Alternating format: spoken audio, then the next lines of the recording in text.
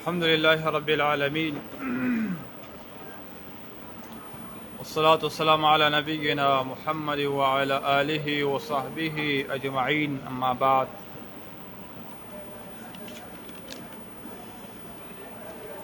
وعنه قال رسول الله صلى الله عليه وسلم لا تسأل المرأة طلاق أختها تستفرغ صفحتها ولتنكح فإن لها ما قدر لها.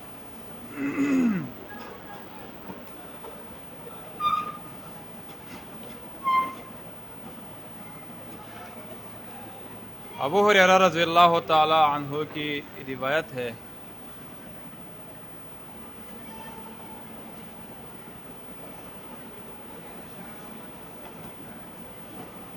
فرمایا کہ رسول اللہ صلی اللہ علیہ وسلم نے ارشاد فرمایا کہ لا تسأل المرأة طلاق اختها، کوئی بھی خاتون اپنے بہن کی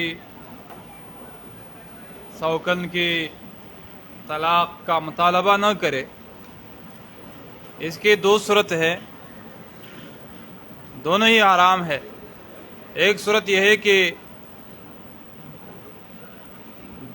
دو خواتین ایک نکاح میں موجود ہو، اس میں سے ایک مطالبہ کرے کہ یہ دوسری کو طلاق دے دے، یہ بھی حرام ہے.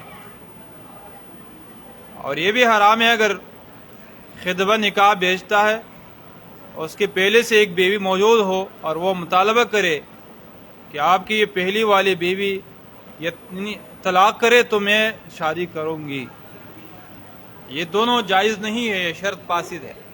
اگر شرط کی حیثیت سے ہو پھر بھی فاسد ہے اور اس کو قبول کرنا بھی نہیں چاہیے.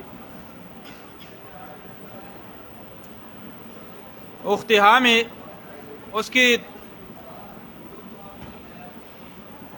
طرف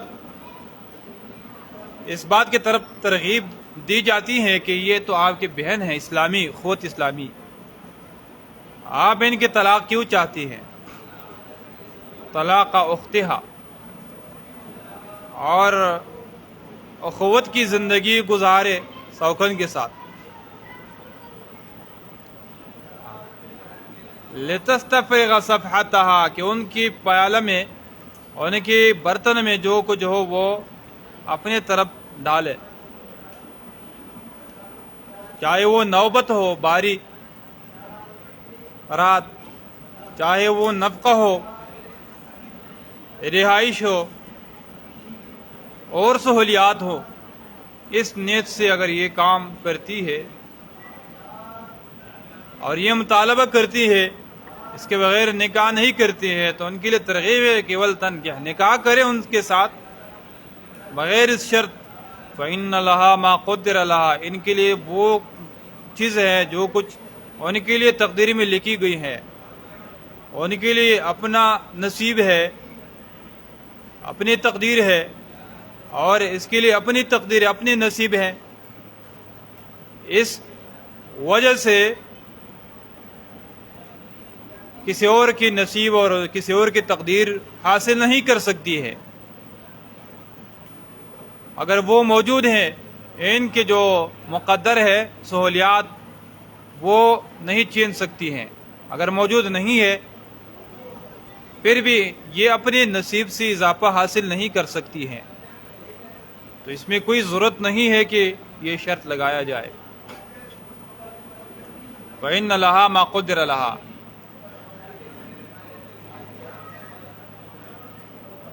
تو اس حدیث کی فوائد یہ ہے کہ زیادہ شادی کرنے کے لیے ایک قسم کی ترغیب ہے.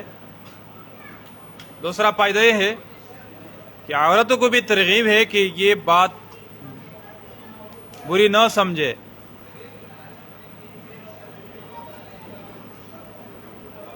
تیسرا فائدہ یہ ہے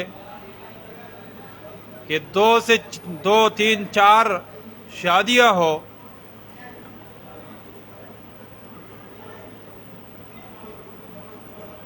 تو ایک بیوی کا حق باقی بیویوں کی وجہ سے ضائع نہیں ہوتا ہے. تقدیر میں جو کچھ لکھا ہے اس کے لیے وہ حاصل ہوتا ہے. باقی بیویاں موجود ہو تب بھی حاصل ہوتا ہے، موجود نہ ہو تب بھی حاصل ہوتا ہے، تو اپنے آپ کو گناہگار مت کرے۔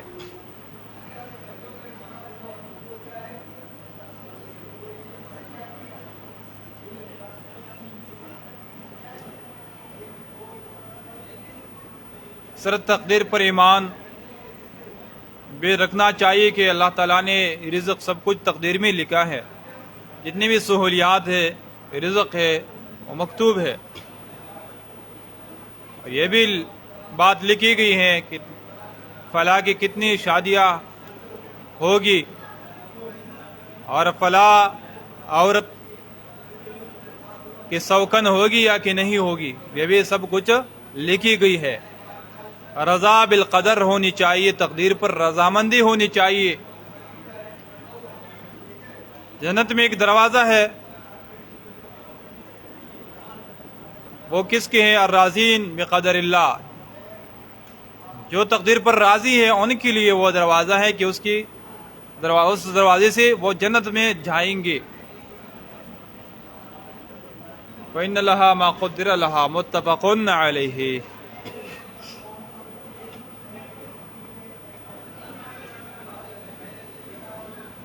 وعن ابن عمر أن رسول الله صلى الله عليه وسلم نهى عن الشغار، والشغار أن يزوج الرجل ابنته على أن يزوجه الآخر ابنته وليس بينهما صداق، متفق عليه۔ وفي رواية لمسلم قال لا شغار في الإسلام۔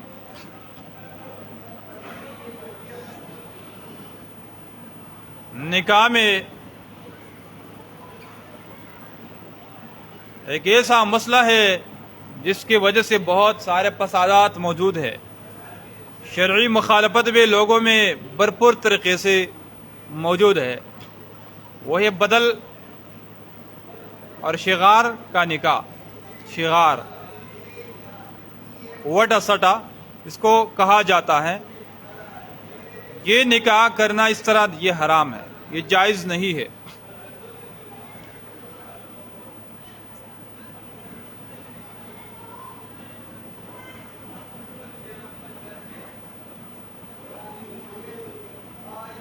اگر بیچ میں صداق مہر نہ ہو تو تقریباً اس پہ اتفاق ہے کہ جائز نہیں ہے۔ اگر بیچ میں مہر ہو اس میں اختلاف ہے، احناف کے نزدیک اس میں گنجائش ہے، اور دیگر جو اہل علم ہے، محدثین ہے، ان کے ہاں جائز نہیں ہے۔ امام احمد بن حنبل کا بھی قول ہے، امام شافعی وغیرہ محدثین اہل علم محققین اس مسئلے پر ہے۔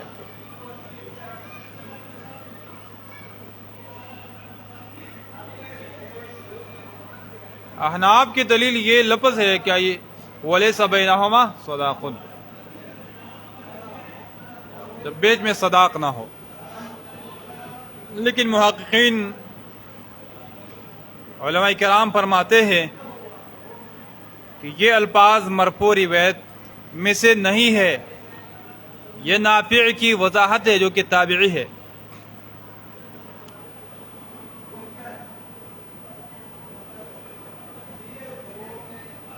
اور یہ تنصیص علی بعض افراد العام ہے،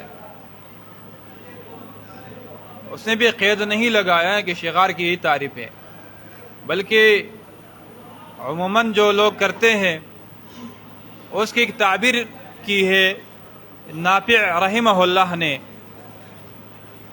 کہ لوگ اس طرح کرتے ہیں کہ بیچ میں صداق نہیں مقرر نہیں کرتے ہیں۔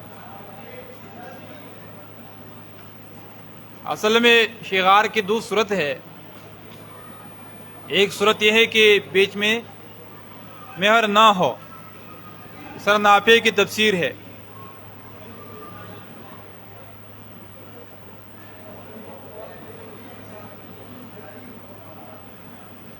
دوسری صورت یہ ہے کہ بیچ میں مہر مقرر ہو جائے،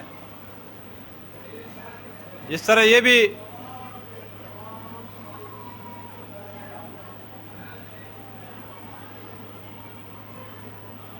عبید اللہ کی تفسیر ہے، امام نسائی کے رواتوں میں سے ایک راوی ہے، سنن نسائی کی رواتوں میں سے ایک راوی ہے عبید اللہ کے نام سے. اس نے عام مطلقاً ذکر کیا ہے کہ شغار یہ ہے کہ ایک بندہ اپنی بیٹی دے دے اس شرط پر کہ دوسرا اپنی بہن دے دے. صداق کا کوئی تذکرہ نہیں کیا.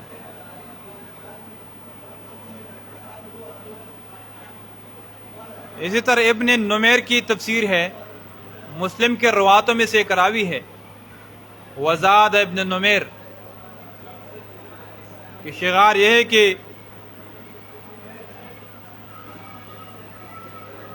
ایزوج الرجل ابنتہ علی ایزوجہ اختہ،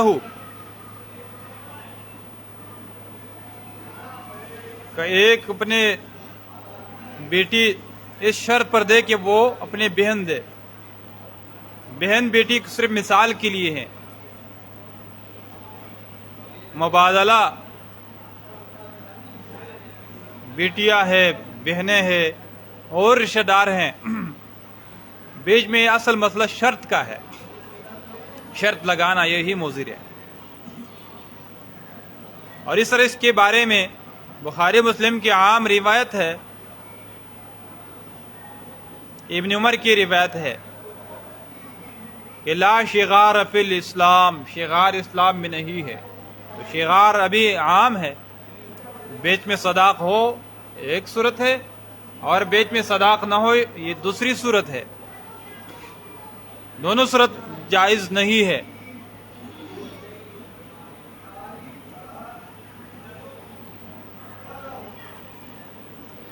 شغار لغتاً رفع الرجل کو کہا جاتا ہے.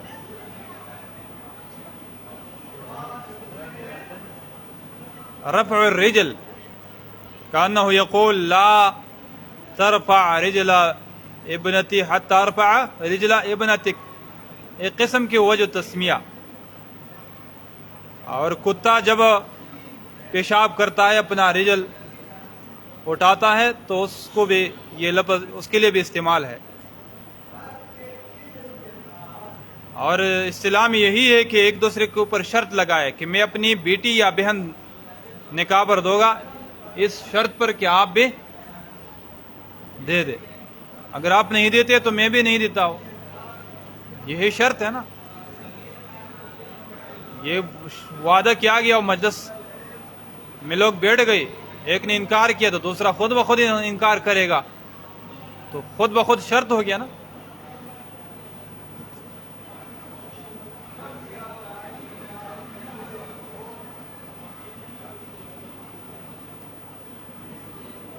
اور اسی طرح ابن عمر جابر رحمہ کی روایت ہے، وہ بھی عام ہے.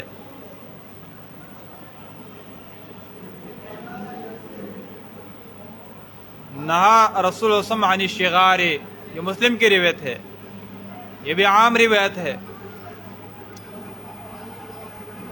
جابر رضی اللہ تعالیٰ عنہ کی.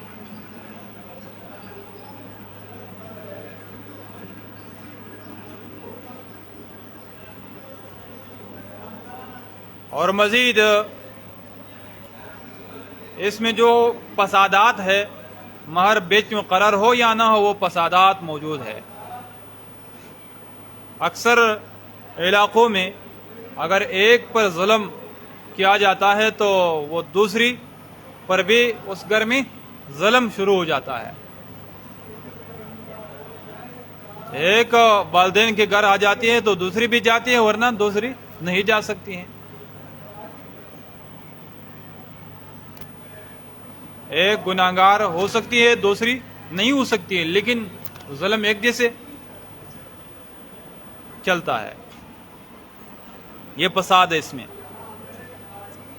اور مزید اس میں بڑا فساد یہ ہے کہ انسان اپنے بیٹے کا سوچے گا کہ میرا جو بیٹا ہے یعنی کہ بیوی اچھی ہوگی اور اچھی لڑکی آ جائے گی تعلیم والی دیندار، لیکن پھر اپنی بیٹی کا خیال نہیں رکھتا ہے کہ وہ جائے گی، وہ بندہ کس طرح ہے، پوڈری ہے، چرسی ہے، کس طرح ہے، یہ نہیں سوچتا ہے. اپنے بیٹے کو ترجیح دیتا ہے بیٹی پر، یہ فرق ضرور آتا ہے، یہ ظلم اپنی بیٹی کے ساتھ ضرور ہوتا ہے۔ پھر یہ بھی نہیں سوچتا ہے کہ میری بیٹی جائے گی، وہ بوڑھا بندہ ہے، اگر کہ میرے جو بیٹا ہے اس کے لیے اچھی لڑکی آئے گی، لیکن میری بیٹی جو ہے وہ بوڑھا بندہ ہے، وہاں جائے گی، یہ نہیں سوچے گا۔ اس طرح میں نے خود دیکھا ہے، دو بندے بوڑھے اپنی بیٹیاں ایک دوسرے کو دے دیا شغار کے صورت میں۔ بوڑھا بندہ کو کون اپنی بیٹی دیتا ہے؟ بیٹی جب راضی بھی نہ ہو لیکن اپنے لیے سوچتا ہے، اپنے خیر کو دیکھتا ہے دونوں، اور بیٹیوں کے خیال بالکل رکھتا نہیں، تو بکریاں تو نہیں ہے، نہیں گائے ہے، تو انسان ہے۔ بیچ میں مہر ہو تب حرام، بیچ میں مہر نہ ہو تب بھی حرام ہے، یہ صورت بنتا ہے۔ اور اس میں یہ بھی فساد ہے کہ لڑکی کی رضامندی کو بھی نہیں دیکھا جائے گا، کیونکہ جو گھر میں آ جاتی ہیں وہ اچھی ہوگی، ان کو دیکھا جائے گا، زبردستی سے ان کو راضی کروائے گا کہ آپ چلی جائے۔ تو یہ فسادات جب بیچ میں مہر ہو یا نہ ہو، ہر صورت میں یہ فساد موجود ہے اس نکاح میں، لہذا لا شغارہ فی الاسلام۔ وعن علی ان رسول اللہ صلی اللہ علیہ وسلم نہى عن متعة النساء یوم خیبر وعن اکل لحوم الحمر الانسیہ، متفق علیہ۔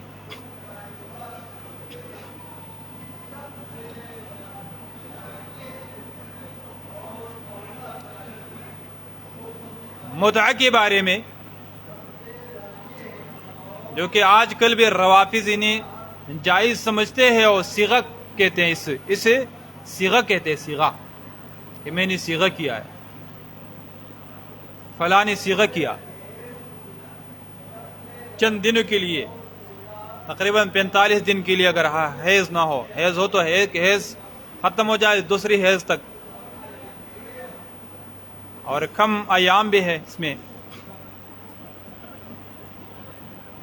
شیعوں کے نزدیک پھر یہ اس طرح نکاح ہے کہ اس میں عام مہر نہیں ہے، صرف چند پیسے ہے بدلے، اس دنوں کے بدلے میں، میراث اس میں نہیں ہے، اس میں کوئی نسب وغیرہ نہیں ہے۔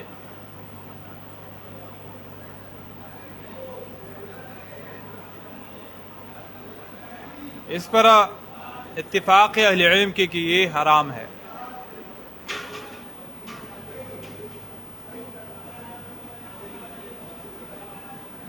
البتہ عبداللہ ابن عباس رضی اللہ تعالیٰ عنہ سے اس کے جواز نقل ہے، منقول ہے، لیکن ترمذی میں اس کے رجوع آخر میں ثابت ہے کہ جب انہیں خبر ملی رسول اللہ کے حدیث کے بارے میں تو اس نے رجوع کر لیا۔ عبداللہ ابن عباس بعد میں بھی اس نے فتوی دیا تھا، فتوی دے رہے تھے اس کے جواز پر۔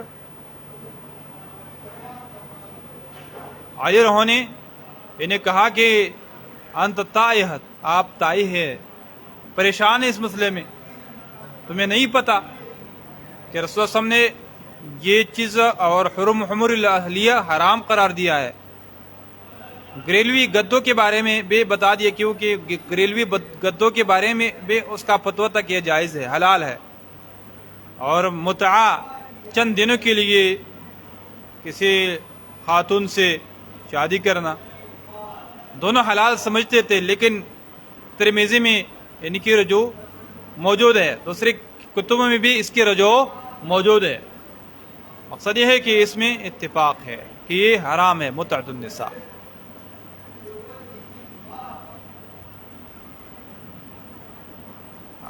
اگرچہ شروعی اسلام میں اس کے ضرورت کے بنا جواز دیا گیا تھا، اسے غزوہ خیبر میں 1 مہینہ مسافرت جواز دیا گیا، پھر غزوہ خیبر ہی میں حرمت کا اعلان ہو گیا۔ خمر اہلیہ اور متعۃ النساء کی حرمت۔ پھر اس کے بعد فتح مکہ کے جو سال ہیں 8واں ہجری، فتح مکہ کے بعد پھر غزوہ حنین کے بعد جو متصل غزوہ اوطاس، عام اوطاس جو کہا جاتا ہے، اس میں 2 مہینے صحابہ کرام مسافر تھے، ان کی ضرورت آئی، بہت ورع تقوا کرتے تھے، تو ان کے لیے بھی 2-3 دن اجازت مل گئی، بعد میں پھر سے حرام ہو گیا۔ ہو سکتا ہے کہ عبداللہ ابن عباس اس وجہ سے غلط فہمی اس نے کیا ہے کہ جو حرام ہوا تھا تو پھر حلال ہو گیا، لیکن پھر سے حرمت ان تک نہیں پہنچی شاید، اس وجہ سے شروع میں یہ فتوے دے رہے تھے، بعد میں جب وہ بعد والی حرمت بھی پہنچ گئی تو پھر رجوع کر لیا۔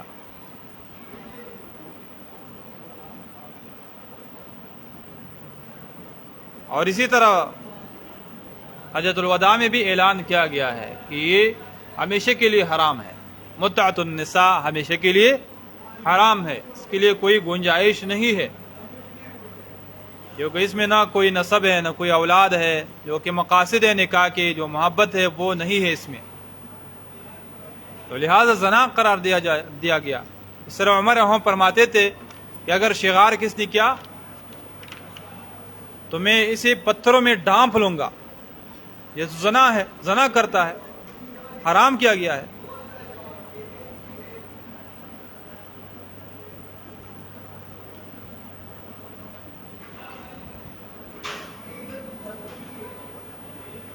اور اسی طرح حرمت والی چیز حلالہ بھی ہے، بعد میں مسائلوں میں آ جائے گا کہ وہ بھی ایک دن ایک رات کے لیے، ہفتے کے لیے، جس پر لعنت بھیجی گئی ہے، لعن اللہ المحلل والمحلل لہ، متعۃ النساء کے ساتھ بہت زیادہ مشابہت ہے اس کی، تو دونوں ہی حرام ہے اور دونوں ہی زنا ہے۔